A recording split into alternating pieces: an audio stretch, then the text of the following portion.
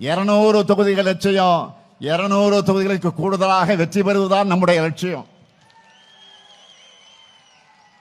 அடுத்து 2 மாசம் உங்களுக்கும் சரி எனக்கும் சரி நோ ரெஸ்ட். ஒவ்வொரு வாக்காளரையும் நீங்க எல்லாரும் குறைஞ்சது 5 முறையாவது நேரில் சந்திக்கணும்.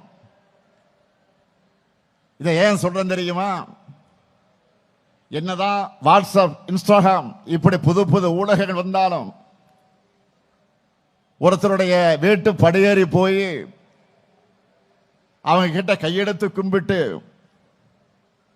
பணிவா வாக்கு கேட்கிற பிரச்சாரத்துக்கு எதுவுமே ஈடாகாது. ஆன்லைன் செயல்பாடுகள் முக்கியம்தான், நான் மறுக்கல. ஆனா களத்தில் நீங்க வேலை செஞ்சாதான் அதுக்கு மதிப்பு இருக்கும். நான் அதனாலதான் திரும்ப திரும்ப அழுத்தி அழுத்தி சொல்றேன், பரம்பரையா திமுகவுக்கு வாக்களிக்கிற குடும்பமாக இருந்தாலும் சரி, இதுவரை நமக்கு வாக்களிக்காத குடும்பமாக இருந்தாலும் சரி, பிரச்சாரத்தின் கடைசி நிமிடம் வரை மக்களை நாம மீட் பண்ணிக்கிட்டே இருக்கணும். சாதனைகளை சொல்லி, வாக்குறுதிகளை சொல்லி வாக்கு கேட்டுக்கொண்டே இருக்கணும்.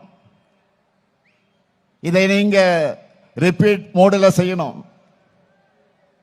அப்போதான் நம்முடைய வெற்றியும் ரிப்பீட் ஆகும்.